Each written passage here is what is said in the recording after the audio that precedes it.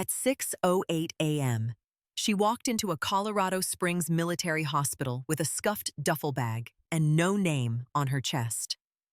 They called her the new transfer, then made her serve coffee like she was invisible. But here's the part nobody expects. 2 hours later, the chief surgeon's operating room went silent when a colonel opened her file and realized who he'd just humiliated.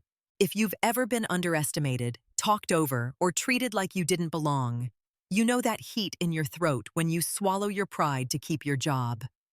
Tessa Pierce felt it too, standing under harsh fluorescent lights, hearing laughter behind her, smelling burnt espresso and antiseptic, deciding whether to stay quiet or stop a surgery. Stay to the end to see what the file revealed and why one heartbeat changed everything.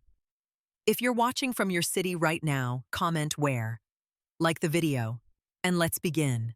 Before the first cup of coffee ever hit, the warmer Tessa Pierce had already learned the rules of this place. Colorado Springs looked clean from a distance. The mountains stood sharp against the pale morning, indifferent and permanent. The air had a thin metallic bite that made every breath feel borrowed.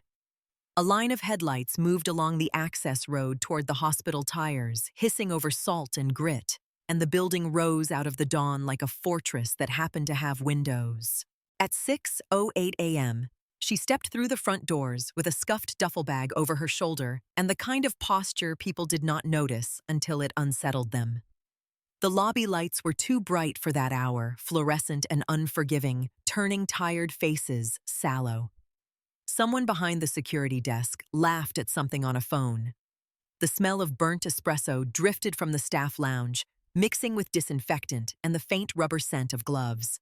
Tessa paused just long enough to read the room. Nobody looked up because nobody expected anything important to walk in without a badge. She did not have one yet.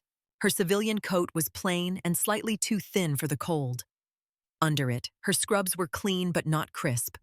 A part of her felt the familiar itch to be squared away, to have everything pressed and perfect. But she had learned what perfection cost.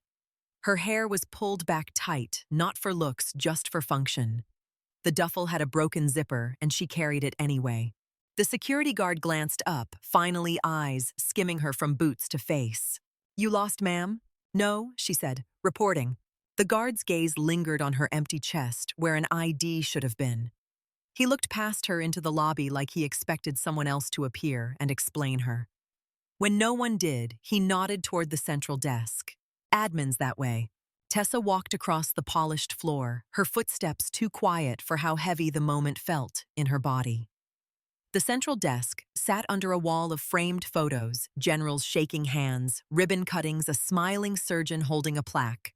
Behind the desk, the charge nurse was half turned toward a computer screen, one hand around a paper cup. She looked up with the slow irritation of someone already exhausted. Her nameplate read Denise Carter. "Visiting hours start at 9.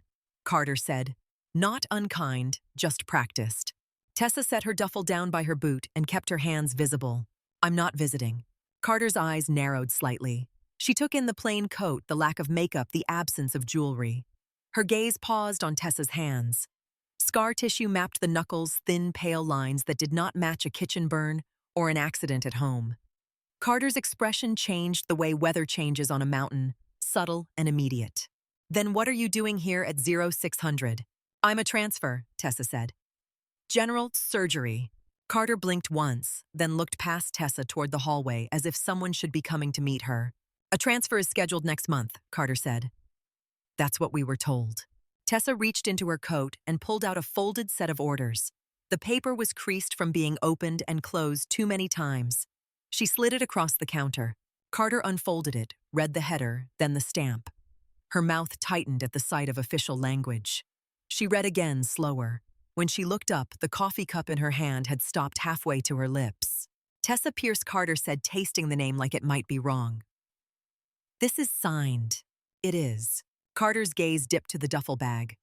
It looked like it had seen dirt roads and hard landings. From where Carter asked, Tessa let a beat pass just long enough to keep the answer true and uninteresting. "Out west." Carter made a sound that was almost a snort. "Civilian." Tessa did not correct her. She had learned that people heard what they needed to hear to keep their world stable. Carter refolded the orders and tapped them once on the counter, aligning the edges with military neatness. You have any ID? Not yet. Carter's eyes flicked up again sharper now.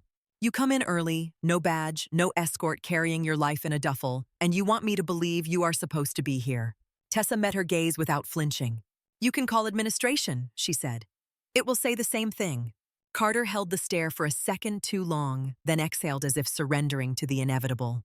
Fine, she said. You are here, which means I am responsible for you until someone else decides they are. Carter picked up the phone, spoke into it with clipped efficiency, then hung up and slid a temporary sticker across the counter. Put that on your shirt, so no one mistakes you for a lost spouse, she said. Do not wander into restricted areas without escort, and do not under any circumstances walk into an operating room without the chief's approval. Tessa peeled the backing and pressed the sticker to her scrub top. Temp staff in block letters, her name handwritten beneath. It was not a badge. It was a warning label. Carter stepped out from behind the desk and gestured down the corridor. Come on, she said. I will get you a locker and scrubs that do not make you look like a ghost. They walked through the hallways as the hospital woke up. Nurses moved in purposeful bursts, pushing carts, checking monitors, talking in short sentences that carried the weight of responsibility. Residents clustered around computers, scrolling labs, sipping coffee like it was oxygen. Every few feet, a posted sign reminded staff of protocol chain of command security restrictions, disaster readiness. Tessa noticed the cameras, the badge readers, the way doors clicked behind them with a finality that felt familiar. Carter watched her watching. This is a military facility, Carter said. People treat it like a civilian hospital until they get reminded it is not. Tessa nodded. I'm aware. Carter's eyes lingered on her again, measuring.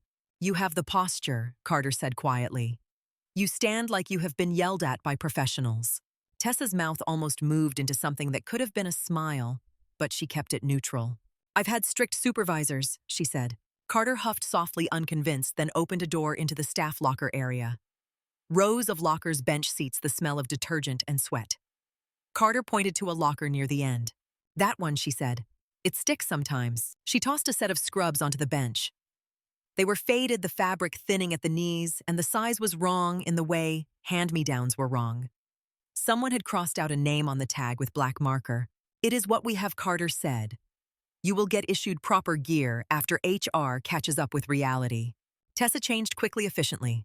She moved like she had done it in tents and back rooms, like privacy was a luxury and time was a resource. She folded her coat and tucked it into the locker. The duffel bag went in last. She did not unpack. She had learned not to spread out. She kept one thing out. A stethoscope, older and worn, the tubing softened with age. She slipped it into her pocket like a habit. Carter watched that small decision and said nothing, but something in her expression tightened again. Report to surgical, Carter said. 7 sharp. If you are late, the chief will make a ceremony out of it. Tessa closed the locker and tested the latch. It stuck. She pressed again until it clicked. Understood. They walked out into the corridor. A group of residents approached, led by a man in a white coat, with the effortless confidence of someone used to being listened to. His hair was perfect, his tie a precise knot, his ID badge hanging exactly centered. He spoke without slowing his stride. That is the chief, Carter said under her breath. Dr. Grant Holloway. Holloway swept past them with a cluster of residents at his heels, talking about the day's cases like he was conducting an orchestra. He did not look at Tessa. His shoulder brushed close enough to bump her duffel strap where it hung at her hip. He did not apologize. He did not register that he had touched another human being. Carter's mouth tightened. Do not take it personally, she said. He treats everyone like an obstacle until they prove useful. Tessa watched Holloway disappear down the hallway, his voice fading into the hum of hospital life. Useful. Invisible. Those were the 2 roles she was here for. She followed Carter into the surgical ward where the atmosphere tightened. The floors were cleaner, the staff more tense. A schedule board listed operating rooms and cases. Names, times, a rhythm that would control the day. Carter stopped at the nurse station. You will start with observation, she said. Standard for transfers. We assess before we trust, especially with civilian doctors. Tessa did not argue. She had come here for exactly this kind of smallness. If she kept her head down and did what she was told, she could blend into the system like a new cog. She could become another set of hands, another name on a schedule, another person who did not require anyone to look closely. A young resident approached tablet tucked under his arm, eyes tired but sharp. His badge read, "Ethan Caldwell." "You are the transfer," Caldwell said, not quite a question. "Yes," Tessa said. "Dr. Pierce." Caldwell looked her up and down like he was deciding how much trouble she would be. "We are understaffed," he said. "Holloway has 3 major operations stacked. We need someone to handle preoperative evaluations so we do not drown." He held out the tablet. "Vitals, history, verification, allergies, last meal, consent status." Basic stuff. Tessa took the tablet. It was light in her hands. Smooth glass and plastic, nothing like the clipboards that had once been stained with dust and blood. Yet her fingers wrapped around it with the same steady pressure.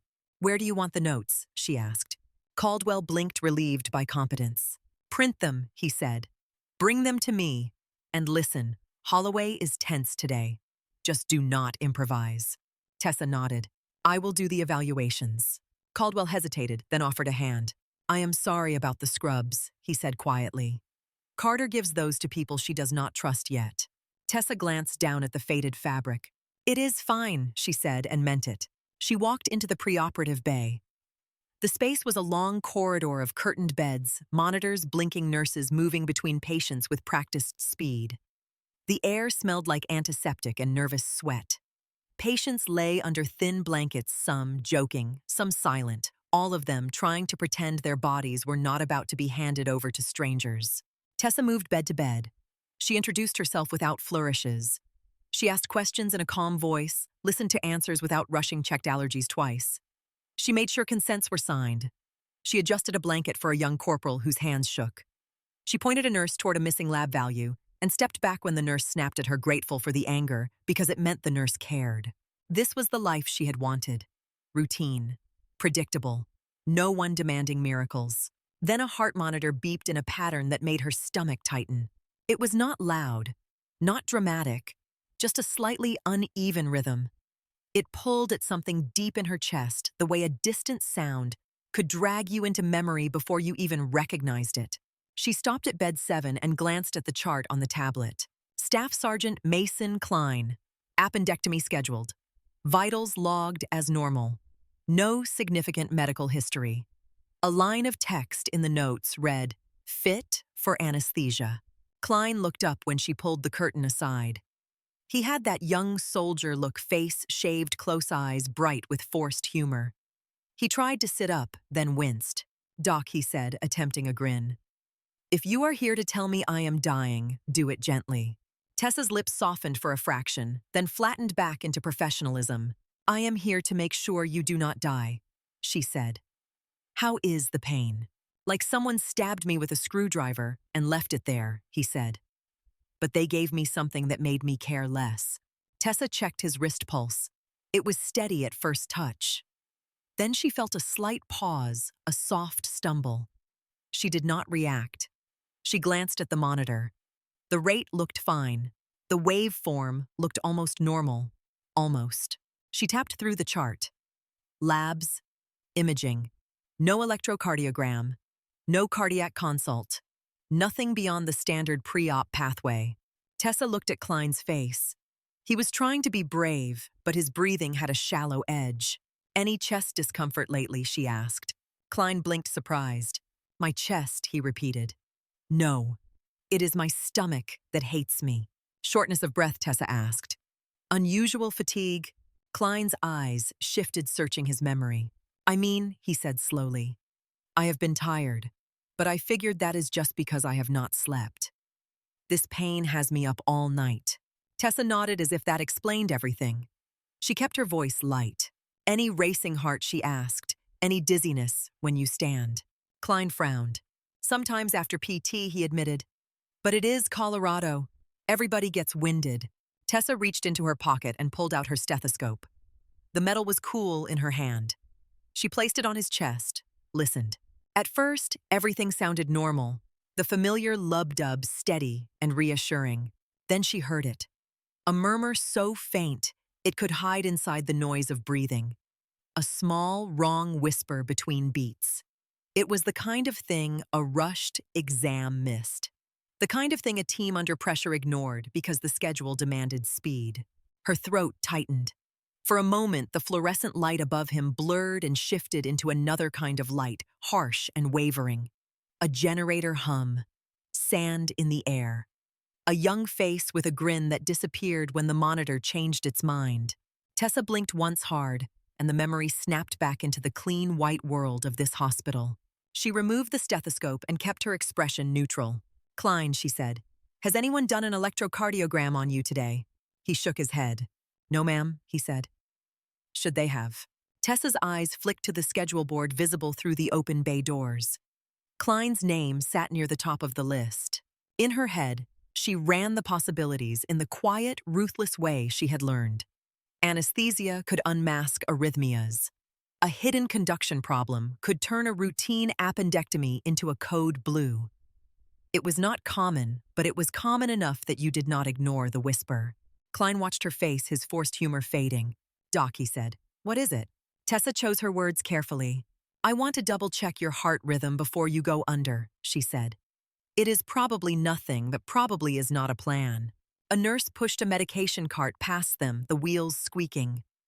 The sound made Tessa's shoulder muscles tighten, then relax. Klein swallowed. "Am I still getting the surgery?" he asked. "Yes," Tessa said, "just safely." She stepped out from behind the curtain and scanned the bay. Caldwell stood near the printer, talking with another resident. Carter was at the nurse station, typing with sharp keystrokes. The whole ward moved with the confidence of people who believed the system would catch what mattered. Tessa's hand tightened around the tablet. If she spoke up, she would draw attention. Questions would follow. Someone would ask where she learned to listen like that, to hear what others missed. They would look closer, and she had come here to avoid being seen. If she stayed quiet, Klein might still be fine. He might roll into surgery, go to sleep, and wake up with his appendix gone, and a story about the great hospital food. Or he might not wake up at all. Tessa walked toward Caldwell, her steps measured. She could feel her pulse in her fingertips, not fear, just pressure. She remembered the last time she had hesitated. She remembered the weight of a body when it stopped fighting for air. She remembered the silence afterward, heavier than any noise. Caldwell glanced up, already distracted. "You done with your beds?" he asked. "I need an EKG on bed 7, Tessa said quietly. Caldwell's brows pulled together. "An EKG, he repeated. "Why?" "I heard a murmur," she said. "And I felt an irregular pulse." Caldwell looked past her toward Klein's bed, then back to her. The expression on his face was not cruelty. It was the strained calculation of someone who knew what the chief would do if the schedule slipped. "Holloway will not like that," Caldwell said. "He does not have to like it," Tessa said. "He has to keep the patient alive." Caldwell's mouth tightened. He opened his mouth to respond, then a deeper voice cut through the noise of the ward, crisp and authoritative, carrying the expectation of obedience. "Why is my patient still in preoperative?" The words fell into the bay like a scalpel hitting a metal tray, and the entire rhythm of the room shifted as Dr. Grant Holloway stepped into view. The words landed with a calm that felt practiced, but the effect was immediate. Conversations thinned. A monitor beep seemed louder. A nurse paused with a syringe in her hand as Dr. Grant Holloway stepped into the preoperative bay, like the place belonged to him the same way oxygen belonged to lungs. He was not tall, but he carried height in the way people cleared space without being asked. His white coat was spotless. His badge hung straight. Two residents followed half a step behind him, eyes alert, mouths already shaped into something that could become laughter if the moment allowed it. Holloway's gaze moved from the schedule board to Caldwell, then to Tessa, then to the patient bed where Mason Klein lay under a thin blanket trying to look relaxed.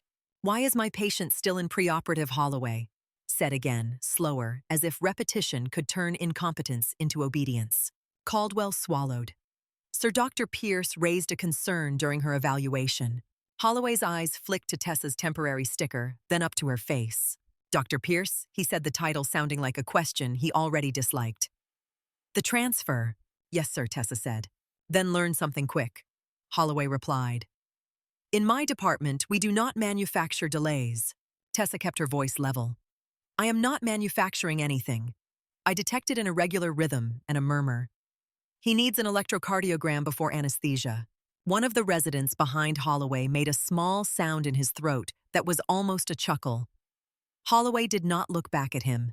He did not need to. The room understood permission when it was implied. Holloway stepped closer to the bedside, but his attention remained on Tessa, not the patient. Staff Sergeant Klein is cleared, Holloway said. Labs imaging evaluation. Signed. Tessa did not glance away. He does not have an electrocardiogram. He has symptoms. Fatigue, occasional dizziness. Fatigue, Holloway repeated, as if the word offended him. He turned slightly toward Klein with a smile that belonged in a brochure. Sergeant, you've been sleeping well with an appendix trying to burst inside you. Klein attempted a grin. Not really, sir. There you go, Holloway said, still smiling. Pain makes you tired. Anxiety makes you dizzy. That is why you are here. For surgery. He turned back to Tessa, and the smile vanished. And you, Holloway said, are here to observe. Tessa felt heat press against her ribs, familiar and unwelcome. She kept it behind her teeth. With respect, sir, she said, anesthesia can amplify an undiagnosed arrhythmia. If he has a conduction problem, he could arrest. Holloway's expression tightened into something sharp. You are telling me he said that my team missed a lethal heart condition on a routine appendectomy. Tessa did not flinch. I am telling you, I heard something that needs confirmation. Holloway's eyes moved to Caldwell. How long until my room is ready? Caldwell glanced at the clock. They are waiting on transport, sir. Holloway nodded once, then looked at Tessa again. You heard something, he said. With what? Your civilian intuition. It was not intuition, Tessa replied. It was an exam. One of the residents leaned into the other and whispered not quietly enough. She has been here 10 minutes and she is already stopping cases. A nurse near the med cart pressed her lips together and looked away. Carter watched from the station with a face that gave nothing. Klein's eyes moved between Holloway and Tessa. The forced humor on his face had thinned into worry. Dr. Klein said, voice lower now. Is something wrong with my heart? Holloway's tone softened instantly. No, Sergeant. You are fine. Tessa watched Klein's hand drift almost unconsciously to the center of his chest. The gesture was small, but it was enough. People did not touch their hearts unless the thought had been planted. Tessa stepped closer to the bed, so her presence felt like protection, not accusation. Sergeant, she said, I am not saying you are dying. I am saying I want one test that takes a few minutes so we do not gamble with you. Holloway's voice snapped. You do not address my patient over me. Tessa turned to Holloway. Then order the test, she said quietly.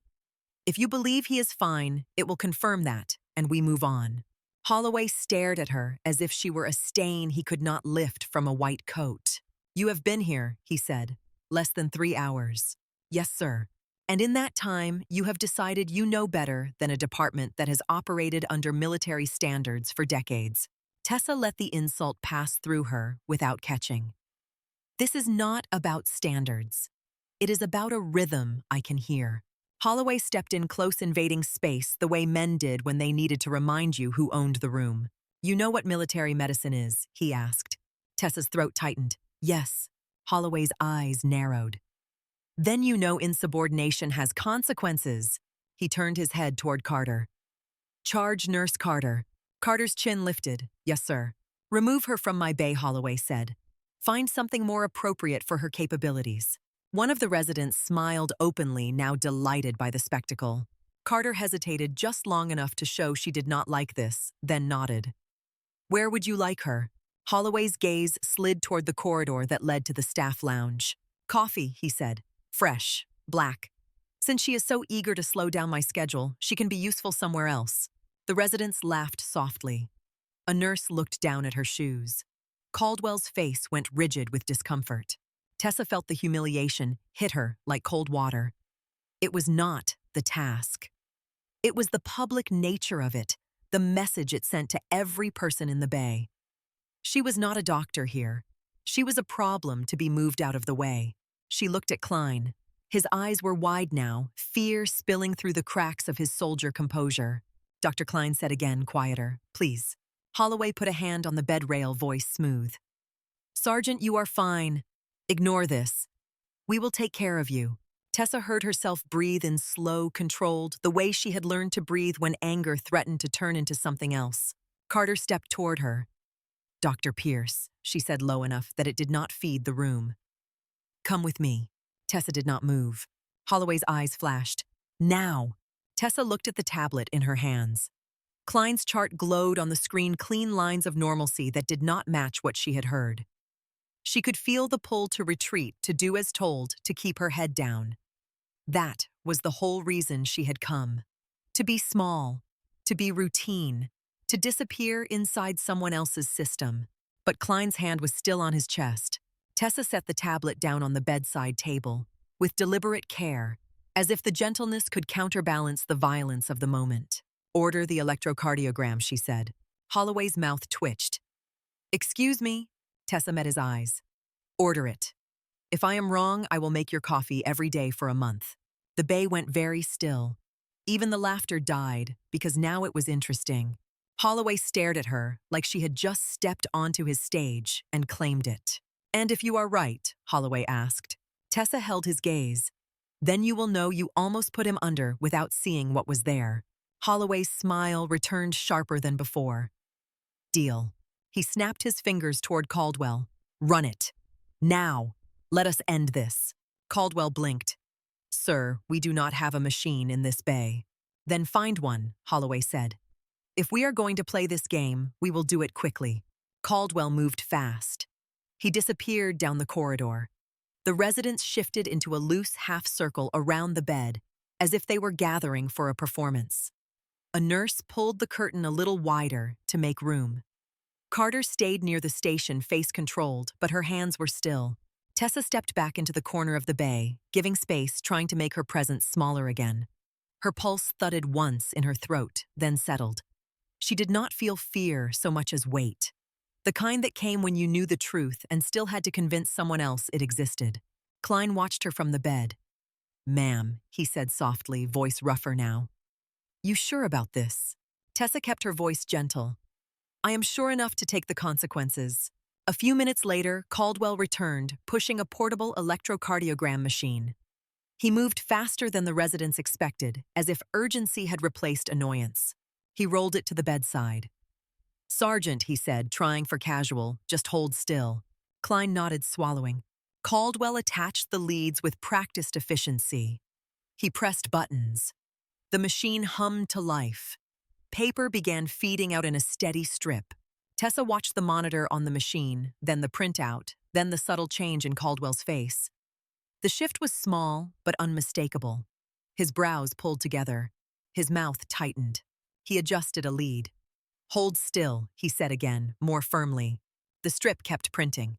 Caldwell stared longer. He reran it. Checked placement again, hands suddenly careful. "That is odd," one resident murmured loud enough to be heard. Holloway stepped forward, impatience returning. "Well, is our transfer about to earn a month of coffee duty?" Caldwell did not answer immediately. His eyes stayed on the printout. He swallowed. "Holloway," Caldwell said, voice lower, dropping the "sir" without thinking. Holloway's expression sharpened. "Sir," he corrected. Caldwell's face flushed. "Sir," he said, then held the strip up slightly. "This does not look right." The resident who had been smirking straightened. Another resident's smile faded. Holloway snatched the paper out of Caldwell's hand and scanned it fast.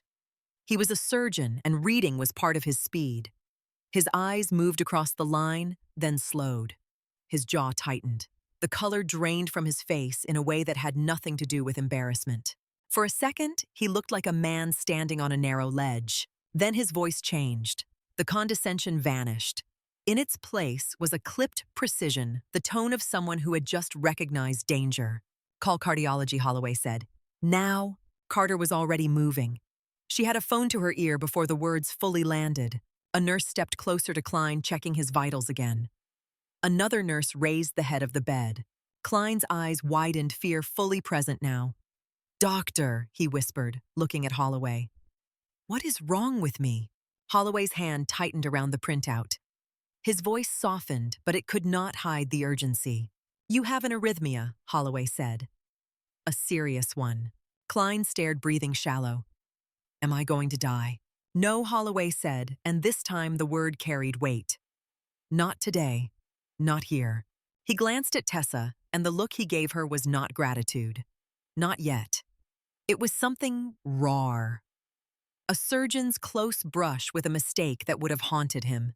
"If we had put you under—" "Holloway," said, voice dropping as if the truth might fracture the air, "you could have arrested on the table."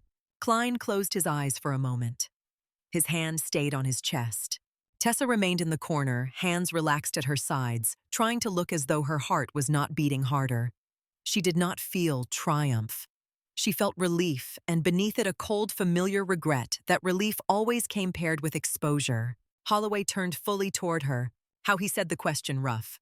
"How did you catch that?" "It is barely there." Tessa kept her face neutral. "I listened," she said. "That is not an answer." Holloway snapped, then caught himself. He looked back at Klein, then at the strip again, then at Tessa. His eyes narrowed as if he were assembling a puzzle, and discovering the pieces did not belong to any picture he recognized.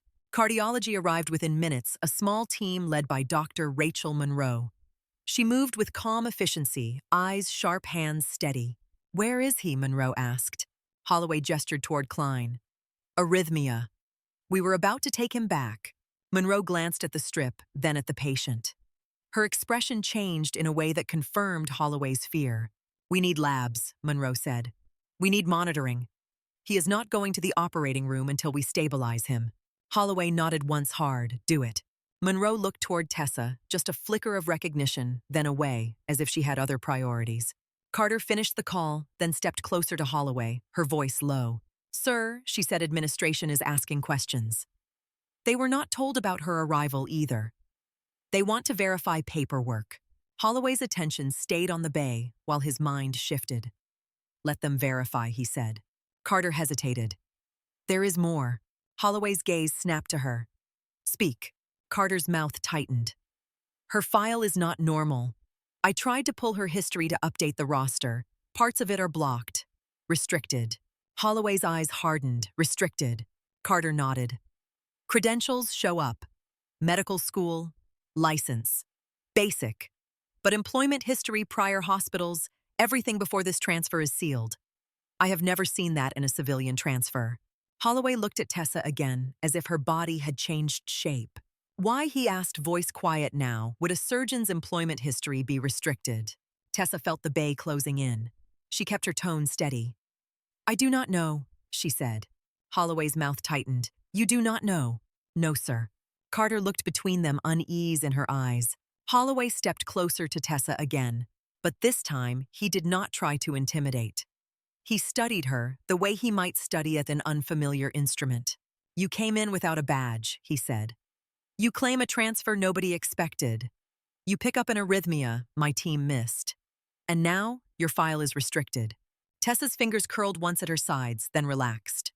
"My credentials are legitimate," she said. "I am not questioning your license," Holloway said. "I am questioning you." Monroe's team worked around Klein, drawing blood-attaching monitors, speaking to him in reassuring tones. Klein kept glancing toward Tessa, like she was the reason he was still breathing. Holloway noticed that too. Charge Nurse Carter Holloway said, "Get Sergeant Klein stable. Move his surgery off my board until cardiology clears him." Carter nodded. "Yes, sir." Holloway turned back to Tessa. His voice dropped, controlled, dangerous, in a quieter way. "My office," he said. "Now." One of the residents opened his mouth, probably hoping to add something sharp, but Holloway cut him off with a look. Caldwell Holloway said, "You are with cardiology until further notice. Learn from this." Caldwell nodded quickly, eyes avoiding Tessa's. Holloway walked out of the bay without waiting to see if Tessa followed. His confidence had returned in the form of command. The residents parted for him. The hallway seemed to straighten around his stride. Tessa followed at a measured pace.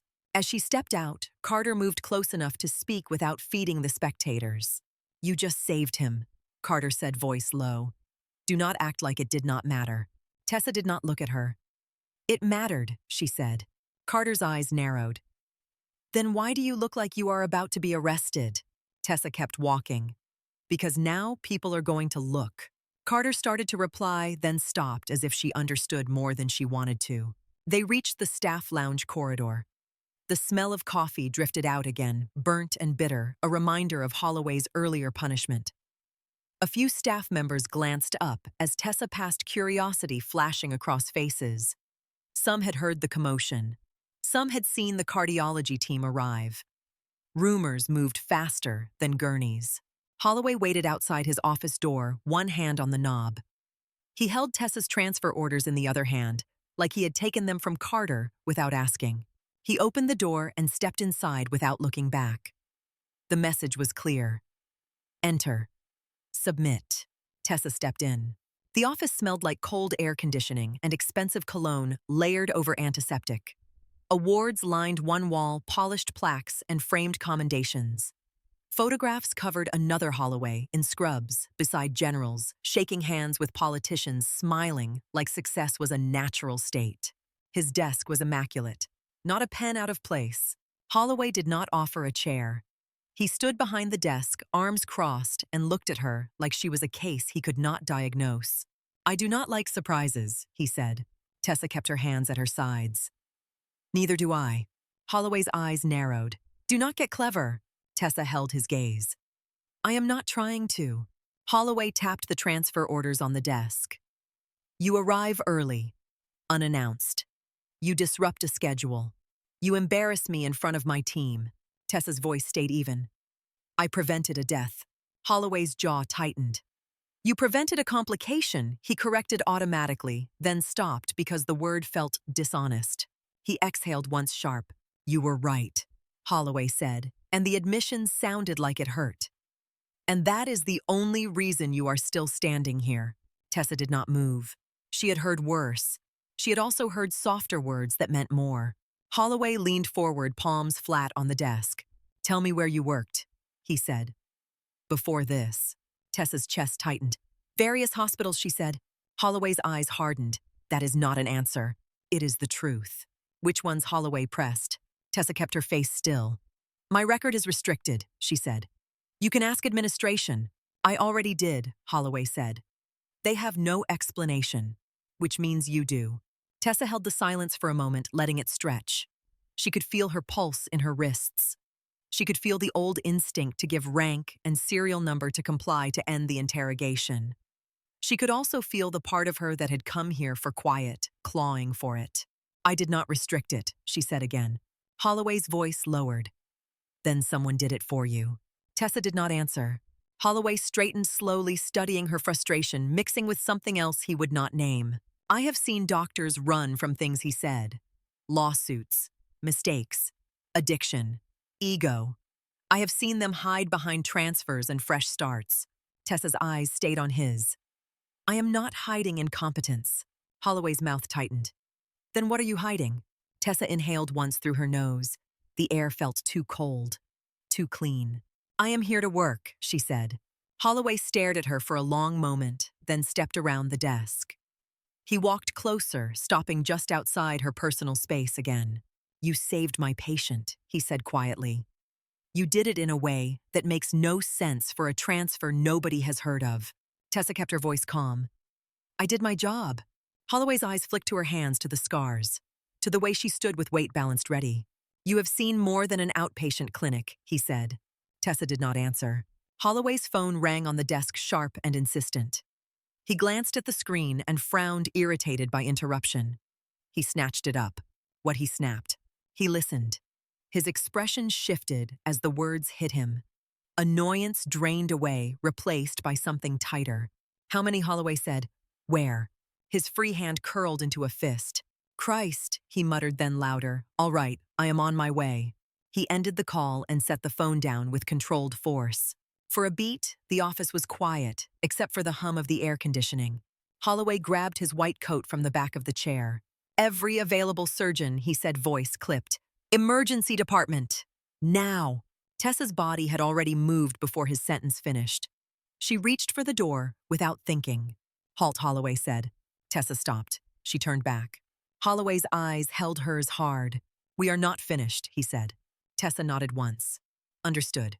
Holloway opened the door and the hallway noise rushed in. Staff moving faster, voices sharper, a distant overhead announcement that did not need to be understood to be felt. Tessa stepped out beside him, the smell of burnt coffee fading behind them as they moved toward the emergency department with the hospital's rhythm tightening around their pace. The emergency department did not look like the quiet hallways Tessa had walked through at dawn. It looked like a room that had been warned, a room that had already begun bracing its knees. As Holloway and Tessa pushed through the double doors, the sound hit first. Phones ringing, monitors chirping, wheels rattling, voices clipped down to essentials. A nurse called for more suction canisters. Someone shouted for blood tubing. The air smelled of alcohol wipes and fresh panic. Carter was there already, hair pulled back tighter than before, a trauma clipboard in her hand. She clocked Tessa in a single glance, then looked away, as if looking too long might count as taking sides. Holloway did not pause. He moved straight into the center of it, like a man stepping into his own weather. "Clear Bay 1, he ordered. "Open the crash cart. Get me 2 trauma teams. Caldwell, you are triage. Carter, you run the board. No freelancing, no heroics." Caldwell's face was pale, but he nodded and moved. A white board behind the desk already had names scrawled on it, plus times, plus vital signs that looked like they had been written by someone running. Tessa stood just inside the doorway for half a second, her eyes mapping the room. Beds, oxygen, suction, blood fridge, thoracotomy tray location, where the nurses kept the central line kits, who looked like they knew what they were doing, who looked like they were about to freeze.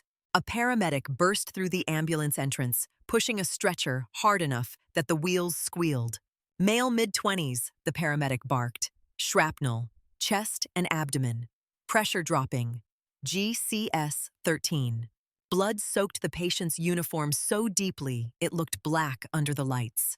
His face was gray, lips pale, eyes wide, with the raw fear of someone who could feel his life leaking out. Holloway snapped into command. "Bay 1, he said. "Ridley with me." Dr. Noah Ridley stepped forward, hands already gloved, eyes fast. He was a good doctor. Tessa could see it in how he watched the patient instead of the drama. But his jaw was tight, and he moved with the strain of someone being asked to do too much, too quickly. Holloway turned his head toward Tessa, as if remembering she existed. "Pierce," he said. "Bay 3. Dr. Ridley's team will handle 1. You follow the attending in 3. You do not take over." "Yes, sir," Tessa said.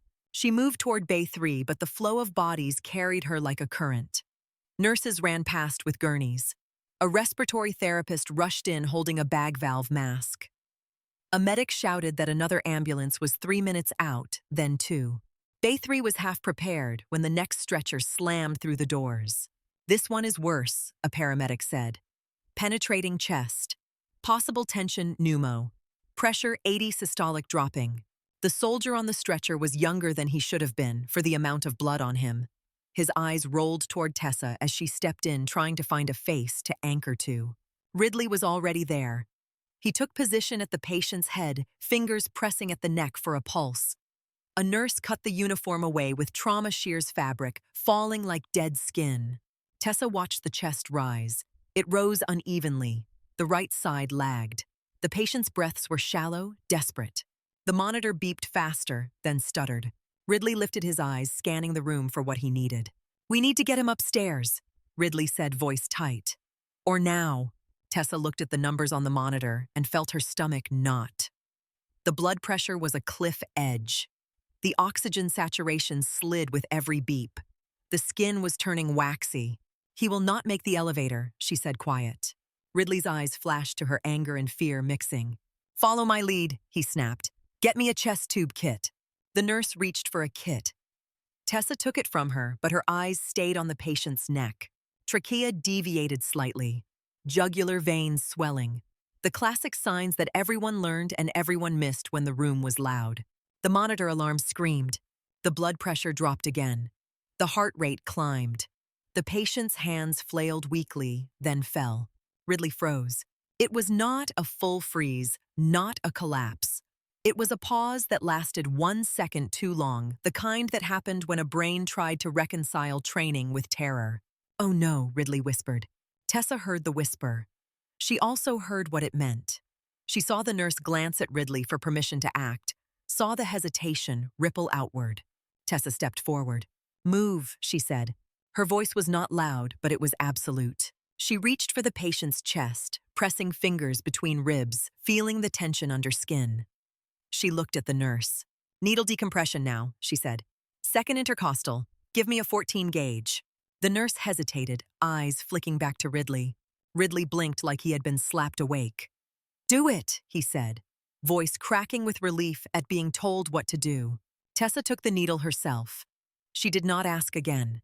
She pushed it in, felt the pop, heard the hiss of trapped air escaping like an animal finally allowed to breathe. The patient's chest rose more evenly. The oxygen saturation ticked up, but only by a breath. Not enough. Tessa looked at the wound. Blood bubbled at the edge with every inhale. The lung had been hit. The bleeding was inside. "Chest tube," Tessa said. "Now." Ridley's hands shook as he reached for the scalpel. Tessa watched him for half a second. He was capable. He was also drowning. The blood pressure dipped again. Ridley's eyes went wide. "We are losing him," he said. Tessa felt the old world slide into place around her. The hum of fluorescent lights became the hum of generators. The sound of wheels became the sound of boots on gravel. The bright hospital white became the harsh glare of floodlights cutting through dust. She blinked once and brought herself back. This was not a tent. This was a hospital. But the body on the stretcher did not care where it was dying. Tessa looked over her shoulder. Holloway was in Bay 1, blocked by bodies too deep in his own crisis to notice Bay 3 unraveling. Ridley looked at Tessa like she had become the only solid thing in the room. Tessa stepped around him. "I need a thoracotomy tray," she said. 2 units O, negative. Ventilate him now." The room stopped for a fraction of a second, as if the words had changed gravity. A nurse stared. "Doctor, we cannot do that here." Tessa met her eyes. "We can," she said. "We either do it here or we watch him die here." The nurse looked to Ridley. Ridley swallowed hard. His pride fought his fear, then lost. "Get the tray," he said. Tessa did not wait. She pulled on sterile gloves, then a gown, then snapped her hands into position. The respiratory therapist squeezed the bag air, forcing its way into a chest that could barely accept it. The thoracotomy tray arrived with a metallic clatter. Instruments glinted under the lights. A scalpel waited like a question. Tessa's hands moved without wasted motion. She made the incision deep and clean, cutting through layers that every surgeon learned but few had to open outside an operating room. Blood welled. She suctioned, then spread the ribs with a retractor. The smell of iron filled the bay. The patient's heart beat fast, exposed, now vulnerable in a way that made the room feel suddenly intimate. Tessa found the bleeding vessel by feel and by instinct. She clamped it. The bleeding slowed. Then it stopped. The monitor alarm fell silent. The heart rate steadied. The blood pressure crept upward, not strong, but a lie. The bay did not cheer. Nobody spoke. The only sound was the steady beep of a heartbeat that had been seconds from quitting. Tessa stepped back, breath-controlled gloves wet with blood. She looked up. Every face in the bay stared at her. Ridley's voice was barely a whisper. "Where did you learn to do that?" Tessa removed her gloves and dropped them into the biohazard bin, then washed her hands as if she could wash off the fact that she had just become visible. "On the job," she said. She did not look at Holloway. She could feel him before she saw him. Holloway stood in the doorway of Bay 1, looking toward Bay 3 with the stillness of someone watching a car crash in slow motion. His mouth was slightly open. Then it closed. His expression became unreadable, as if he had placed a mask over shock. For a moment, Tessa thought he might storm over and explode. Instead, he turned back into his bay and disappeared into the chaos. The emergency department did not slow down long enough for judgment. Another ambulance arrived, then another. The training exercise had not just gone wrong. It had detonated into something that did not fit on a white board. Carter's markers squeaked across the board as she wrote new names, new vitals, new times. Her face stayed controlled, but her eyes were darker now. She glanced at Tessa once, then looked away again, like looking too long might invite questions she did not want to answer. Tessa was pulled into the flow. Bay 4, Bay 2, back to Bay 3. The work came in violent waves. A young private with a fractured femur screamed as the bone pressed against skin. The orthopedic resident fumbled, jaw clenched. "We need traction," the resident said. "I need imaging." Tessa watched the leg, watched the skin blanch and swell. "You do not have time," she said. "The vessels are compromised." The resident glared at her. "This is my case." The private screamed louder. The foot turned cooler pale. Tessa stepped in, hands firm, voice calm. "Hold him," she said to the nurse. "I am reducing it." The nurse hesitated. "Doctor, should we call ortho attending?" Tessa looked at the resident. "You are ortho," she said. "Help me." The resident blinked, then grabbed the ankle. Together, they reduced the fracture with a sharp movement. The bone slid back into place. The private cried out, then gasped, then sobbed. Color returned to the foot. The resident looked at Tessa, something like resentment flickering under gratitude. "Have you done that before?" he asked. Tessa did not answer. She moved on. Attention pneumothorax threatened another soldier. An attending was still talking through differential diagnoses while the patient's lips turned blue. Tessa already had the chest tube kit open. "Tube now," she said, and the nurse did not hesitate this time. The tube went in. Air hissed out. The patient's chest rose. The oxygen saturation climbed. The attending stopped speaking mid-sentence, staring at the tube like it had appeared by magic. A soldier with abdominal shrapnel bled internally. 3 surgeons searched with fingers and suction frustration building as blood pooled faster than they could clear it. "Where is it?" one of them snapped. Tessa watched the pattern of blood, the way it surged with a heartbeat, the way it tracked along tissue planes. "There," she said, pointing once. They followed her finger and found the bleeder. It clamped. The bleeding stopped. The surgeon looked at her, eyes narrowed. "How did you see that?" "I did not see it," Tessa said. "I recognized it." Hours blurred. The emergency department felt like a machine that ran on adrenaline and blood. Tessa's scrubs stiffened with dried stains. Her shoulders ached. Her jaw stayed tight. Every time she tried to step back, another patient arrived, and her hands moved before her mind could build a wall. She could feel eyes on her between cases. Nurses whispering near supply cabinets. Residents staring when they thought she would not notice. Ridley avoiding her gaze entirely, like looking at her would admit his own fear. When the surge finally slowed enough for the room to breathe, Tessa stood at the scrub sink water, running hot over her forearms, turning pink as it streamed into the drain. The shaking started then, quiet and private. Not in her hands, in her stomach. A deep tremor that came when the noise dropped and the body remembered it was a body. She pressed her palms flat against the stainless steel edge and kept breathing until the tremor eased. The door opened behind her. She did not turn immediately. She could tell who it was by footfall alone. Light steps. Controlled pace. A person who did not move like a resident. "Dr. Pierce," a woman's voice said. Tessa turned. Dr. Rachel Monroe stood in the doorway, still in cardiology scrubs, hair tucked back, eyes sharp. There was no accusation in her face. There was curiosity, and beneath it, something like recognition that went beyond medicine. "Do you have a minute?" Monroe asked. Tessa dried her hands slowly. "If it is about the arrhythmia, earlier, cardiology is handling it." "It is not," Monroe said. She stepped closer, lowering her voice. "That thoracotomy you did in Bay 3, that was not civilian hospital medicine." Tessa held her gaze. "It was necessary." Monroe nodded once. It was. But it was also familiar. Tessa felt the old wall rise in her chest. "I have had diverse training," she said. Monroe's eyes stayed steady. "I did a rotation at Landstuhl years ago. I saw trauma surgeons come back from deployment. The way they moved was different. Fast, efficient, no negotiation with the moment. Your hands looked like that." Tessa looked down at her own hands, clean now, but still feeling blood on the skin. "I am here to work," she said. Monroe did not push too hard. She adjusted her approach like a clinician, reading a patient's resistance.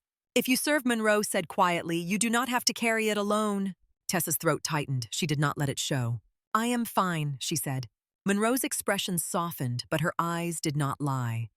"Fine does not look like you," she said. "It looks like holding yourself together with your teeth." Tessa took a slow breath. "Doctor," she said, "I appreciate your concern. I do not want to discuss my past." Monroe studied her for a long moment, then nodded. "All right," she said, "but if you change your mind, you know where cardiology is." She stepped back toward the door. As Monroe left, Holloway's voice echoed down the hallway, cutting through everything like a blade. "Pierce, my office, now." The tone was different from earlier. Not mocking, not punitive. Controlled, but tight. A man who had seen something he could not ignore. Tessa left the scrub room and walked toward his office, passing staff who pretended not to stare, but failed.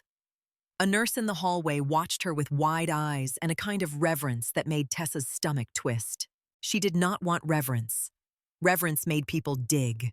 Holloway's office door was open. He stood inside, coat off now, shirt sleeves rolled, hair no longer perfect. He looked tired, but his eyes were sharp. He shut the door behind her, not violently, but with finality. For a moment, he did not speak. He paced once behind his desk, then stopped, hands braced on the edge. "I watched the footage," he said. Tessa did not react. "There are cameras in the emergency department," she said. "In a military hospital," Holloway replied. "There are cameras everywhere." He held her gaze. "That procedure in Bay 3 was not standard." "It saved a life," Tessa said. Holloway's jaw tightened. "It did. And it could have ended your career if it failed." Tessa's voice stayed calm. "The patient was dying."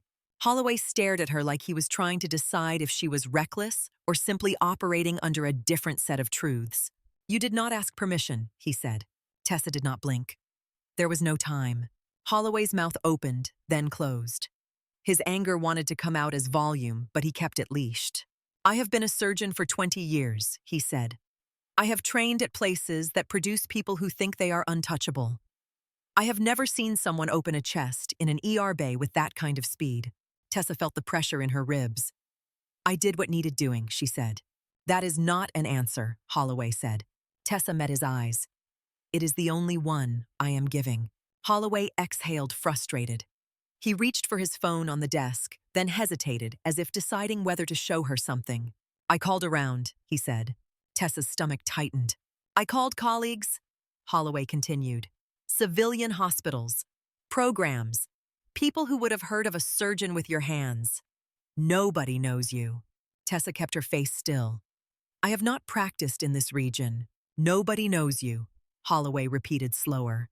"Which means either you are lying about your name, or you worked somewhere that does not show up in normal directories." Tessa said nothing. Holloway leaned forward.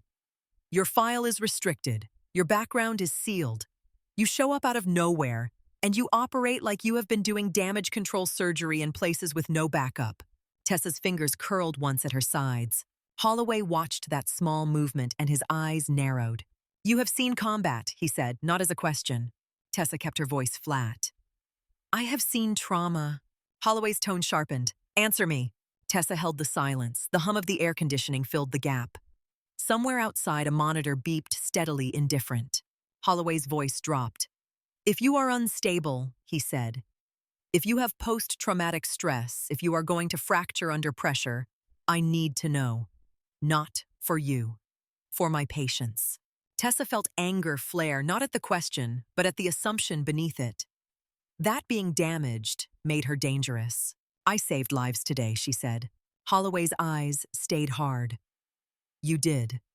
And the fact that you did not hesitate is what worries me." Tessa stared at him. "You would rather I hesitated." Holloway's mouth tightened. "I would rather you worked within a system." Tessa's voice stayed controlled. "In the places I learned to work, the system was a folding table and a flashlight." Holloway froze. The words hung in the room like smoke. For the first time, his expression shifted away from suspicion and towards something more complicated. The kind of look a civilian surgeon got when he realized he had been arguing with a different universe. Before he could speak, his office phone rang. He snatched it up, irritated by interruption.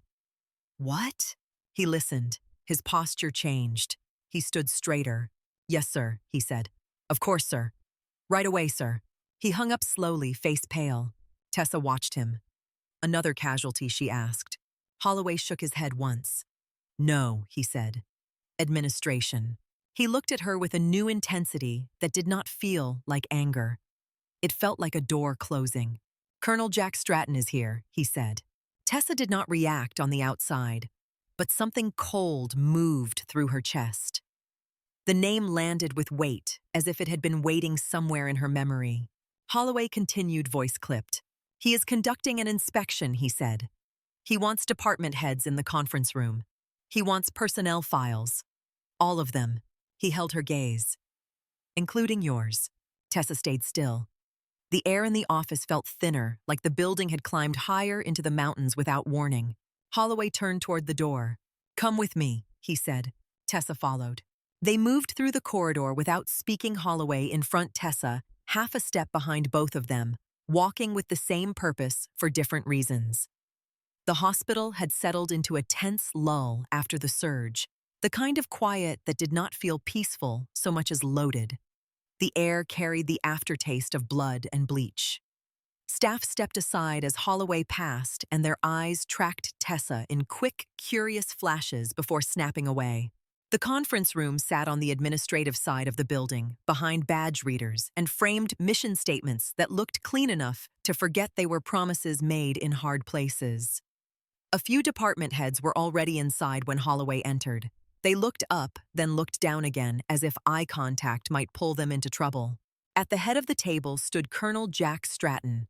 His uniform was dress-sharp silver eagle, catching the fluorescent light. The ribbons on his chest were not decoration. They read like a history written in injuries and decisions. He did not smile when people filed in. He did not offer warmth. His presence did not fill the room with noise. It filled it with gravity. Stratton looked at Holloway first, then his gaze shifted to Tessa.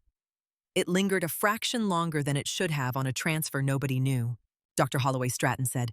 Holloway squared his shoulders. Sir? Stratton nodded once. Sit. Holloway pulled out a chair and sat. The other surgeons and department heads took seats around the table. Tessa stayed near the back wall until Holloway's eyes cut to her. Sit, he said low. She took the last chair in the back row, close enough to hear and far enough to disappear. She placed her hands on the table edge, then clasped them together under it, a habit she did not fully control. Stratton's eyes moved across the room as if he were taking inventory. He asked about staffing ratios, supply levels, disaster readiness. His questions were specific. He did not ask to be impressed. He asked to find what was missing. When one department head tried to soften a shortfall with optimism, Stratton did not raise his voice. He simply stared until the man corrected himself. Yes, sir, the man said, face flushing. We are short. Stratton nodded once, as if honesty had been the only acceptable currency. The discussion turned to surgical outcomes, time to incision, infection rates. Holloway answered smoothly, a man comfortable defending his kingdom. He used numbers like armor confidence, like a weapon. Tessa listened, saying nothing. She kept her eyes on the table surface. She could feel Stratton's gaze return to her more than once, like a fingertip testing a bruise. 40 minutes into the meeting, Stratton glanced toward the aide standing by the door. Bring them, he said. The aide stepped forward carrying a stack of folders. Personnel files. Thick ones for senior staff, thinner ones for residents. The aide began distributing them down the table. Stratton opened the first file, scanned it, asked a question, made a note.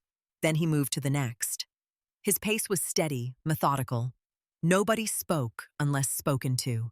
Tessa watched the folders move closer and felt the pressure behind her ribs tighten. She kept her face blank, the way she had learned to keep it when someone else held power. Stratton picked up Holloway's file, flipped through it without expression, then set it aside with a small nod.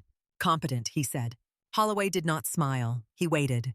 Stratton continued down the stack, file after file, question after question. When he reached a resident's folder and paused over a missing certification, the resident shifted in his chair, like he was trying to disappear into the plastic. You have 30 days, Stratton said. Yes, sir, the resident whispered. The pile shrank. Then Stratton's hand landed on a folder that looked ordinary from the outside. White paper, black print, a barcode, a name typed cleanly. Tessa Pierce. Stratton opened it. He scanned the first page. His brow furrowed slightly, not confusion, more like recognition he did not want to admit yet. He flipped to the next page. The room stayed quiet. Stratton's face tightened. He turned one more page and stopped. The change in him was subtle, but absolute. His posture straightened as if the chair had vanished and he was suddenly standing on a line. Tessa felt every eye in the room flick toward him, then toward her. Stratton looked up slowly. His gaze locked on Tessa with a focus that made her skin go cold. "Everyone out," he said. The words did not sound loud. They did not need to. Holloway blinked. "Sir." Stratton did not look at him. "Everyone out except Dr. Pierce," Stratton said again. A chair scraped. Another. The room emptied quickly, people filing out with quiet urgency. Nobody asked why. Nobody wanted to be the one who asked. Holloway stood last. His jaw was tight, his eyes cutting between Stratton and Tessa. "Colonel," he said. Stratton's gaze finally shifted to him, hard and direct. "Out," Stratton said. Holloway hesitated a fraction, then left. The door shut behind him. The latch clicked like a small final sound in a room suddenly too large. Tessa remained seated. Her hands were still clasped beneath the table. She did not move them. She did not give Stratton the satisfaction of seeing fear, even though she could feel it trying to rise. Stratton sat perfectly still for a long moment, file open in front of him. He did not flip pages again. He did not rush. He let the silence do its work. "Stand up," he said. Tessa stood. Stratton's eyes moved over her posture, the squared shoulders, the balanced weight. His expression did not change, but something in his gaze sharpened. "You know why portions of your file are restricted," Stratton said. "No, sir," Tessa replied. Stratton tapped the page with one finger, deliberate. "That is not an answer," he said. "It is the only one I have," Tessa said, voice steady. Stratton studied her, then leaned back slightly in his chair. "You requested anonymity," he said. "Yes, sir." "You did not request classification," Stratton said. "No, sir." Stratton's mouth tightened as if he had tasted something bitter. He looked down at the file again and spoke without lifting his eyes. "You did not need to request classification," he said. "It follows you when you leave active duty." Tessa kept her face still. The air in the room felt thinner. Stratton looked up. "Sit," he said. Tessa sat. The chair creaked softly under her weight. She placed her hands on the table now, where Stratton could see them, palms down, fingers relaxed. Stratton's gaze dropped to her hands. The scars, the healed cuts, the old, whitened lines. He looked back to her face. "You transferred here under a civilian name," he said. Tessa did not correct him. Stratton opened the file wider and read, voice calm, but carrying the weight of authority. "Captain Tessa Pierce," he said. "United States Army Medical Corps." The title landed in the room like a heavy object set down gently. Tessa did not blink. Stratton continued. 3 deployments, forward surgical team lead. Bronze Star with valor. He paused, eyes on the paper. Meritorious Service Medal. Defense Superior Service Medal. Tessa's throat tightened. The words did not feel like praise. They felt like an autopsy report of a life she had tried to close. Stratton lifted his eyes to her again. "And the Pierce Protocol," he said. Tessa's fingers pressed slightly into the table surface, then eased. Stratton watched that movement. "You know what is written here," Stratton said. "Yes, sir," Tessa replied. Stratton's voice dropped a fraction lower. "Then tell me why you walked into my hospital this morning with a duffel bag. And no badge, trying to be a nobody." Tessa held his gaze. Her first instinct was to deflect, to offer a harmless answer, to keep the truth behind a locked door. She did not do it. "I needed to disappear," she said. Stratton's eyes narrowed. "From what?" Tessa inhaled once slow. She kept her voice level, not dramatic. "From being watched," she said. "From being measured. From being expected to perform like a machine." Stratton did not soften, but his gaze shifted in a way that suggested he understood more than he wanted to. "You came to a military hospital," he said. "A place built on rank and history and records. You chose the worst possible location for disappearing." Tessa's mouth tightened. "I chose it because the work matters," she said. "And because I thought the structure would keep me contained." Stratton leaned forward slightly. "Contained from what?" he asked. Tessa looked down for a moment, then back up. Her eyes stayed clear. "From the part of me that cannot stop," she said. Stratton's expression flickered. It was brief, but it existed. a crack of something human behind command. He looked down at the file again. "You have not practiced under this name in civilian systems," he said. "My license is real," Tessa replied. "I am not questioning your license," Stratton said. "I am questioning your honesty." Tessa felt anger spark quiet and hot. It was not aimed at Stratton. It was aimed at the world that made honesty feel like a liability. "I did not falsify my credentials," she said. Stratton nodded once. "No," he said. "You did not." He tapped the file again. "You built an approach that changed how hemorrhage control was taught," he said. "You reduced preventable deaths with a protocol that forced speed and discipline without sacrificing judgment." Tessa did not respond. Her jaw tightened. Stratton continued, voice still measured. "It was not a single trick," he said. "It was a system. Triage logic, time thresholds, blood first, clamps before pretty sutures, decisions made in seconds that most surgeons only make with time to breathe." Tessa's eyes stayed on his. "You know how many people study it now?" Stratton asked. "I know," Tessa said. Stratton's gaze sharpened. "Then you know what it means when you walk into a hospital like this and pretend you are ordinary." Tessa swallowed once. "I did not want the attention," she said. Stratton held the silence for a moment, then spoke in a tone that was almost quiet. "PTSD," he said. Tessa did not answer. Her lack of denial was enough. Stratton's eyes stayed on her face as if he were reading micro-expressions the way a trauma surgeon read a wound. "You are functional," he said.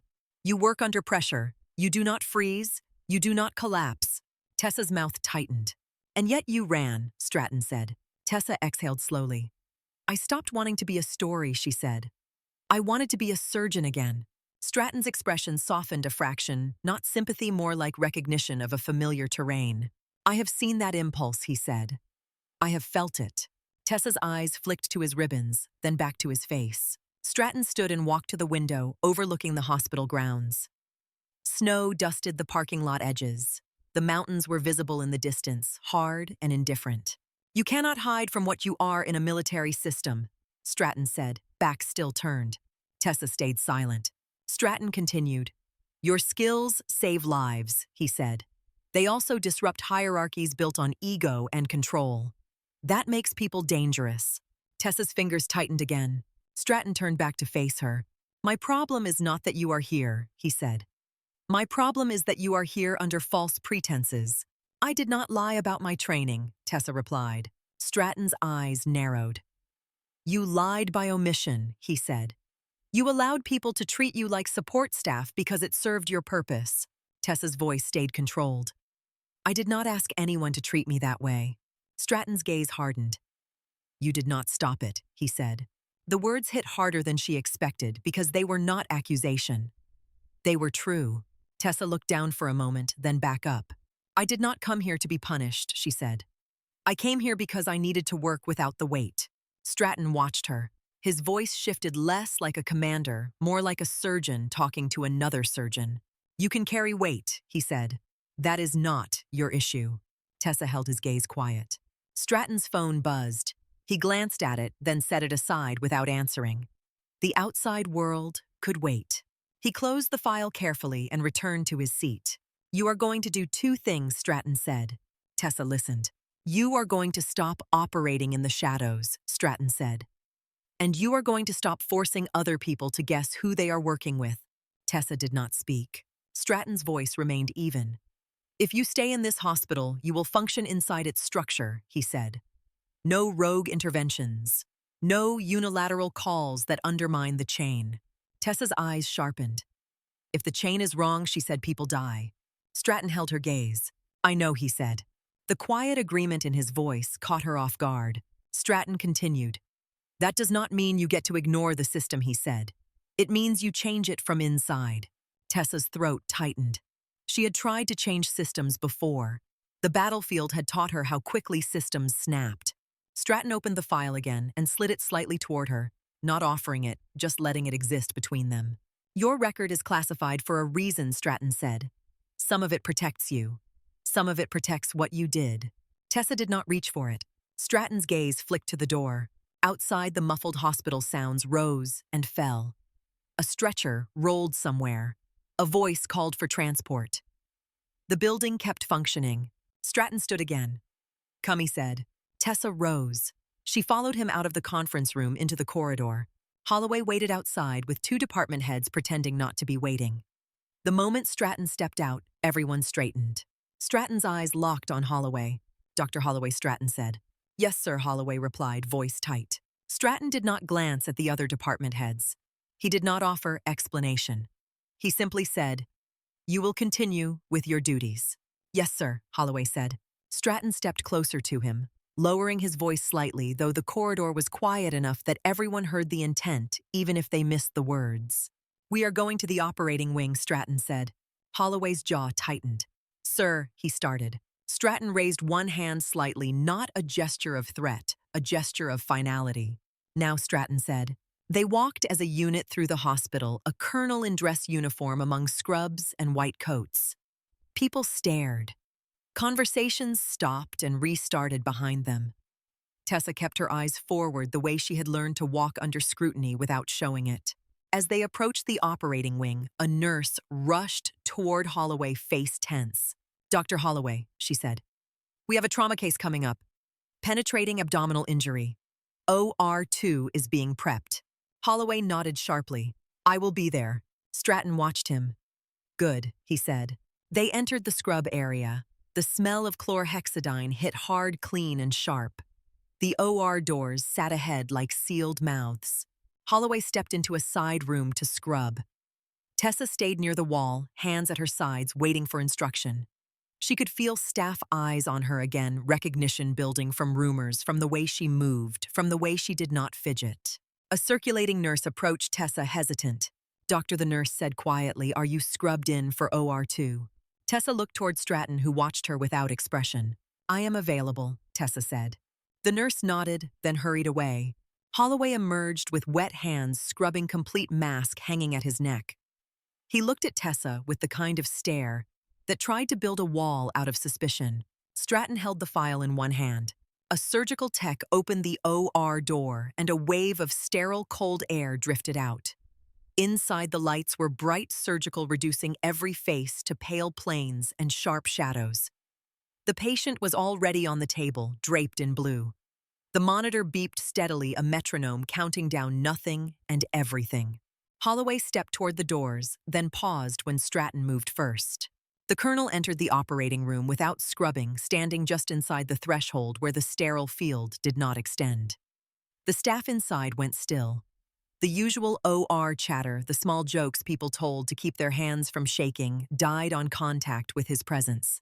Even the suction sound seemed louder in the silence. Stratton opened the file and looked down at it once, then lifted his gaze to Holloway. "Dr. Holloway," Stratton said. Holloway's voice stayed steady. "Colonel?" Stratton's eyes did not leave him. "You made her serve coffee," Stratton said. The words landed in the OR like a dropped instrument. A nurse froze with a tray in her hands. A resident stopped mid-step. The anesthesiologist's eyes flicked toward Tessa, then away. Holloway's face tightened. "Sir," he said. She was insubordinate. Stratton turned his head slightly toward Tessa. He looked at her, as if confirming something he already knew. "She was right," Stratton said. The OR was silent enough that the heartbeat on the monitor sounded like a drum. Holloway's jaw flexed. "Colonel," he said, voice restrained, "we have a patient on the table." Stratton nodded once. "Then do your job," he said. He held up the file slightly, not for the room, for Holloway. "This hospital does not waste its best people on punishment rituals," Stratton said. "Not when soldiers are bleeding." Holloway's eyes darted toward the staff watching. His authority felt threatened, and he could not show it. Stratton's voice remained level. "You will treat her as a surgeon," he said. "Or you will explain to me why you cannot." Holloway's throat bobbed. He forced the words out. "Yes, sir." Stratton shifted his gaze to Tessa again. The room followed his eyes. He spoke to her without raising his voice. "Dr. Pierce," he said. "Yes, sir," Tessa replied. Stratton's eyes held hers. "You will not be punished for competence," he said. Tessa did not nod. She simply absorbed the statement as if testing whether it was true. Stratton turned slightly back to Holloway. "Proceed," he said. Holloway's shoulders tightened, then he stepped toward the table and snapped his mask up. The team moved again, forced back into motion by necessity. Instruments passed. Skin prepped. The sterile ritual resumed, but the air had changed. Tessa stood at the edge of the room outside the sterile field, feeling every eye that slid her way and then away. She could hear the faint scrape of paper as Stratton closed the file. He did not leave immediately. He watched for a moment, then turned and stepped back into the corridor. Tessa followed him without being told. In the hallway, the operating room sounds muffled behind the door. The hospital's pulse continued around them. Stratton walked several steps and then stopped near a window that overlooked the parking lot. He did not look at her right away. "Your anonymity is already compromised," Stratton said. Tessa held her face still. "Rumors move faster than medicine." Stratton continued. "This building runs on gossip as much as it runs on blood." Tessa watched the mountains through the glass, sharp and far away. Stratton looked at her again, eyes steady. "You will be assigned in a way that matches your skill," he said. "Not in a way that protects your wish to disappear." Tessa's voice was quiet. "I did not ask to be protected." Stratton's gaze hardened. "You asked to be unseen," he said. "That is not the same thing." Tessa did not argue. Stratton held the file at his side like it weighed nothing. "Dr. Pierce," he said, and the title sounded deliberate. "You are in my medical district now." "Yes, sir," she replied.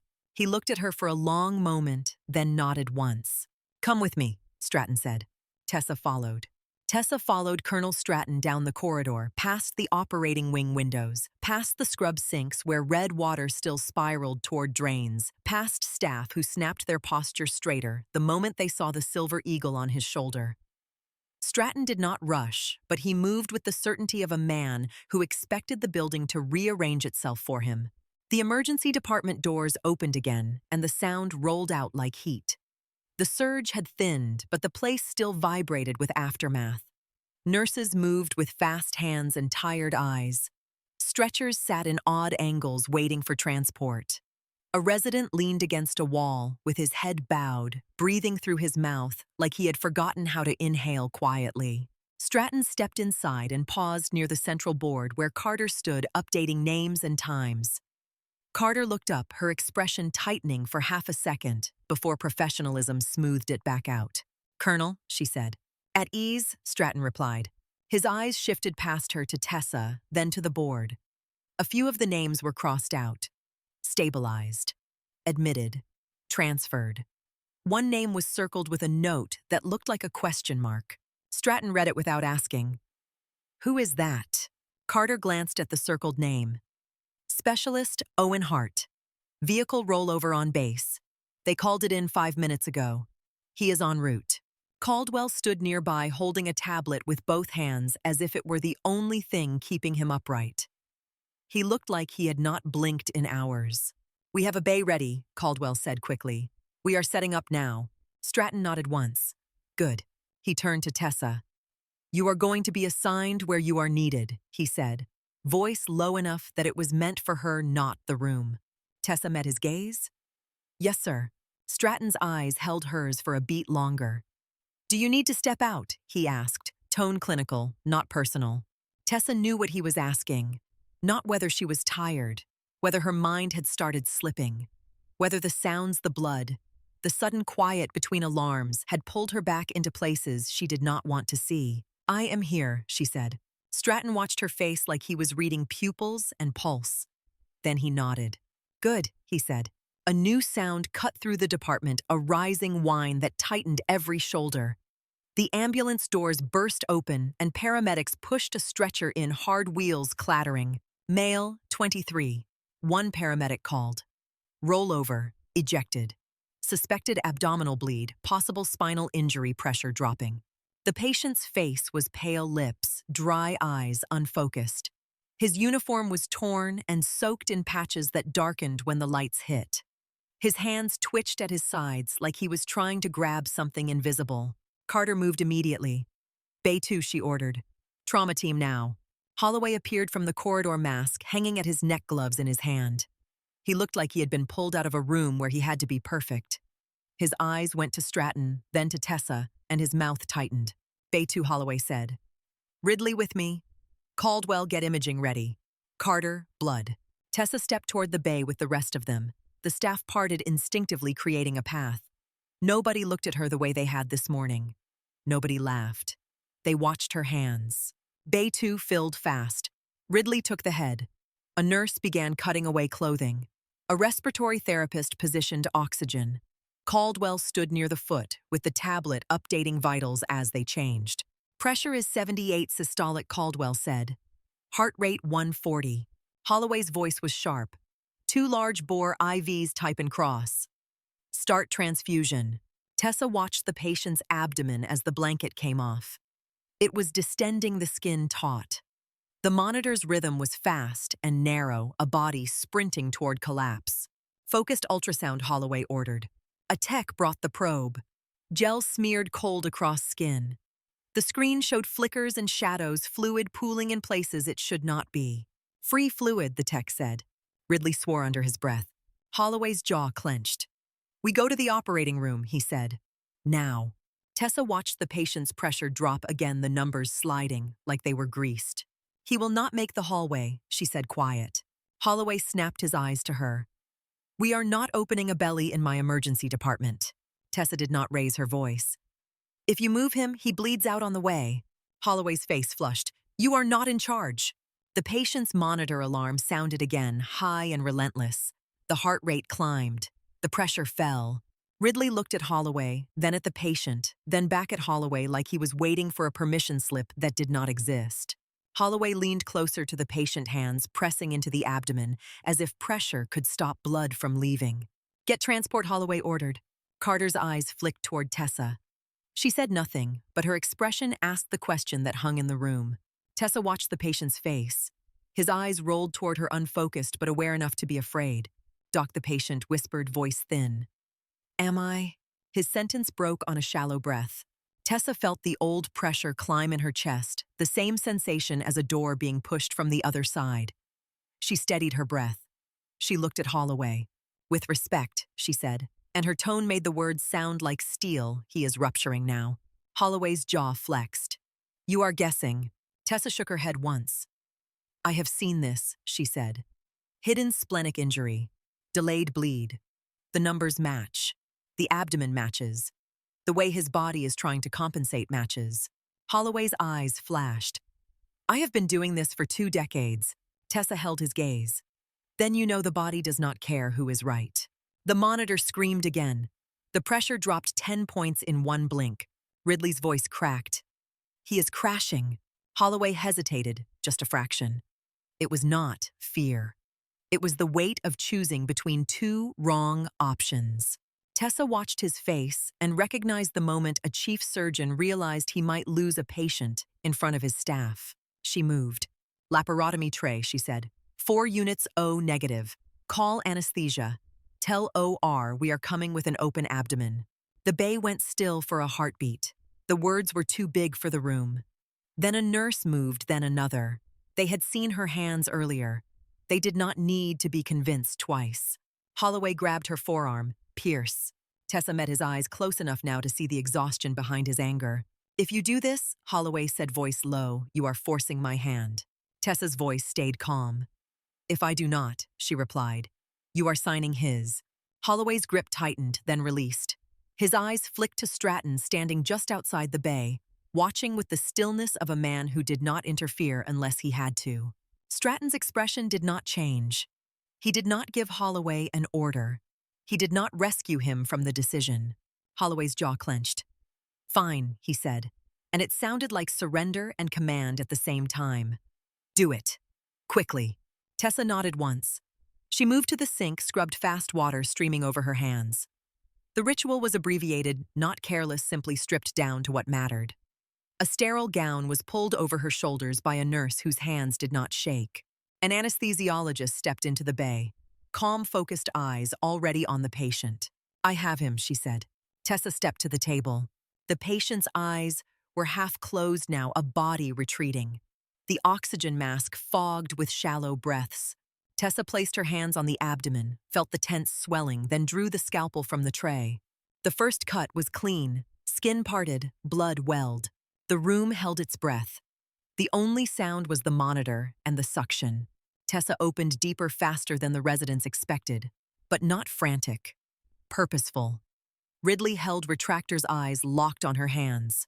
Caldwell stood near the foot face, pale, whispering vitals like a prayer. Pressure 62, Caldwell said. Heart rate 150. Tessa suctioned fingers moving through warm blood and slick tissue. Her mind quieted. This part was always quiet. The world reduced to anatomy and time. She found the source where she expected it. The spleen was torn, bleeding hard, a dark, pulsing spill that refused to stop. Tear, she said. She clamped. She packed. She controlled the bleeding in a sequence that felt like muscle memory. The blood flow slowed, then steadied, then stopped. Pressure climbing, Caldwell said, surprise in his voice. 70. 80. The monitor's alarm softened, then fell silent. The heart rate dropped from panic to effort. Tessa worked swiftly, temporarily, securing what needed securing so the patient could survive transport to the operating room for definitive repair. 12 minutes from incision to temporary closure, the bay went quiet, except for the steady beep of a heartbeat that had been slipping away. Tessa stepped back, pulling off her gloves. She looked up and saw faces staring at her, not with mockery, not with suspicion, but with something that was harder to carry. Awe. Holloway stood at the edge of the bay, his expression moving through anger, shock, and something that looked like reluctant respect he did not know what to do with. Ridley swallowed. That, he said, voice low, was. He could not finish. Tessa wiped her hands and turned toward the sink as if distance could make the moment smaller. Stratton stepped forward into the doorway of the bay, still in uniform. He had watched the entire procedure without interrupting once. His voice carried across the space with quiet authority. Staff meeting, Stratton said. Conference room. 5 minutes. Anyone not actively treating a patient. That includes Dr. Pierce. The bay stayed still for another beat, then motion returned. The patient was stabilized and prepared for transport. Nurses moved efficient again, but their glances kept sliding toward Tessa as if they needed to confirm she was real. Tessa followed the stream of staff toward the conference room. Her scrubs stained her hands clean, her mind louder than she wanted it to be. She sat in the back again, the same chair as before, the same attempt at invisibility, but the room no longer allowed it. The conference room filled quickly. Residents packed the back wall. Nurses stood with arms crossed, eyes sharp. Department heads sat rigid. Holloway took a seat near the front, jaw-tight, eyes forward. Carter stood by the door, expression unreadable but present. Stratton waited until the room settled. He did not waste time with preamble. I will be brief, he said. We have patients who need care. The room quieted completely. Stratton lifted a folder. The same file. White paper. Black print. A name typed cleanly. Tessa Pierce, Stratton said, and the sound of her name in his voice made the room feel smaller. He looked toward the back row, where Tessa sat. She held his gaze without blinking. Dr. Pierce is not a routine transfer, Stratton said. A ripple moved through the room. Whispered breaths. A resident shifted his weight. Stratton continued, voice steady. She served as Captain Pierce in the United States Army Medical Corps, he said. 3 deployments. Forward surgical team lead. Decorated for valor. Holloway's face tightened. Caldwell's eyes widened. Carter closed her eyes for half a second, as if she had suspected and resented being right. Stratton held up a hand, and the room quieted again. She developed the Pierce protocol, Stratton said. A system that changed hemorrhage control and trauma flow in combat environments. A system that has kept soldiers alive long enough to make it home. The words landed heavier than applause ever could. Stratton's gaze moved across the room, then returned to Tessa. She came here seeking anonymity, he said. She wanted to practice medicine without carrying the weight of her record. Stratton paused. The room stayed silent. After watching her work today, he continued, I am making a decision. Holloway's posture stiffened as if bracing. Effective immediately, Stratton said Dr. Pierce is appointed head of trauma surgery. The room made a sound that was not quite a gasp and not quite a cheer. It was the sound of people recalibrating reality. Holloway's face went pale. He stood controlled but sharp. Colonel Holloway said, With respect, I am the chief of surgery. Stratton did not look away from him. And you will remain chief, he said. This is not a demotion.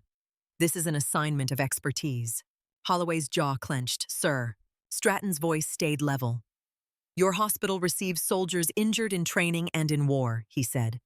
You need someone who has operated under those conditions. Someone who can teach it without guessing. Your patients deserve it. Holloway sat slowly. His shoulders remained tight, but his protest had nowhere to go. Stratton turned his attention back to Tessa.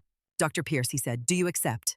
Tessa felt every instinct in her body push her toward flight. It was not cowardice. It was survival. The part of her that had learned to vanish after too many eyes, too many expectations, too many nights where sleep came with gunfire. She looked down at her hands, then back up. She pictured Mason Klein's hand on his chest.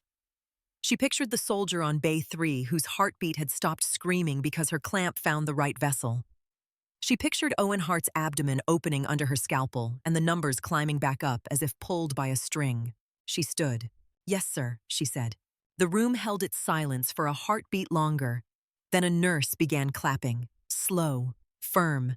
The sound spread. Another nurse joined, then another. Then residents who had watched her hands today and understood what skill looked like when it arrived without ego. Tessa stood there in the back row, exposed under 100 stares, and let the sound wash over her without smiling. Her throat tightened, and she kept it from breaking by tightening her jaw the way she had learned. Stratton waited until the clapping faded. Then he nodded once and dismissed the room back to work. People filed out in clusters, talking in low voices, eyes turning toward Tessa, then away. Some approached her with hesitant respect, then stopped as if unsure how to address someone who had been invisible this morning and impossible by afternoon. Caldwell reached her first awkward and earnest. Doctor, he said, then corrected himself as if trying to find the right title. Dr. Pierce. He swallowed. I am glad you are here today. Tessa nodded once. So am I, she said. Caldwell stepped away, relief on his face, like he had been granted permission to breathe. Monroe appeared near the doorway, watching Tessa with a quiet expression. I meant what I said, Monroe murmured as she passed. You do not have to carry it alone. Tessa did not answer, but her eyes met Monroe's for a moment, and something in that look was a small agreement. Stratton caught Tessa by the elbow as she moved toward the hall, guiding her to a quieter stretch of corridor. I did not announce everything in that file, Stratton said quietly. Tessa's mouth tightened. You announced enough. Stratton's gaze held hers. You were already being watched, he said. Today ensured that. It is better that the staff understands the truth than invents it. Tessa looked down at the floor, then back up. You removed my choice, she said. Stratton nodded once. I did, he said. Because your choice was shrinking your value to fit your fear. The words hit hard. Tessa's throat tightened and she forced her voice to stay steady. I did not ask to be made an example, she said. Stratton's expression softened slightly. You were not made an example, he replied. You were placed where you can save lives without fighting your own team. Tessa stared at him. Teams do not always like being reminded they are fallible. Stratton's mouth twitched as if the statement was familiar. No, he said. They do not. He stepped closer, lowering his voice further. I have been where you are, Stratton said. Coming back from a place where the world is loud and simple, and trying to live in a place where it is quiet and complicated. Tessa's eyes stayed on his. You do not need to be perfect, Stratton continued. You need to be honest. If you have nights you cannot sleep, if the sounds get under your skin, if you need support, you take it. That is an order. Tessa swallowed. Yes, sir, she said, because the structure of an order was easier than the softness of concern. Stratton released her elbow. Go, he said. Your department needs you. The rest of the shift blurred into consults, follow-ups, transport calls, and paperwork that felt strangely heavy after so many minutes of sharp, life-saving clarity. Tessa moved between units with a steady pace, but she could feel the shift in how people watched her. Some with admiration, some with suspicion, some with resentment that had not yet found a voice. By midnight, the hospital's tempo slowed. Night shift took over, lights dimmed in certain corridors, the beeping monitors became steadier, less frantic. Tessa found herself back in the staff lounge, the same place that had smelled like humiliation at dawn. The coffee machine sat on the counter quiet now, a stack of cups beside it. The room was empty, except for a single janitor pushing a mop bucket past the doorway. Tessa lowered herself onto a couch, shoulders sagging for the first time all day. Her body felt heavy in a way that had nothing to do with muscle fatigue. It was the weight of being seen. Her phone buzzed. One message from an unknown number. Heard about your day. You did not lose your hands. You only lost your hiding place. Good work. J.S. Tessa stared at the screen for a long moment, then typed back with slow, careful fingers. Copy. She set the phone on her chest and let her head rest against the back of the couch. The fluorescent lights in the lounge hummed softly. The air smelled of detergent and stale coffee, not blood. The quiet felt different now, not like a trap, like a pause. Somewhere down the hall, a monitor beeped steadily. Tessa closed her eyes. Her body waited for the usual rush of memory, the sudden flash of dust and shouting and metal. It didn't come. Not tonight. She exhaled slowly once then again, and sleep arrived without violence.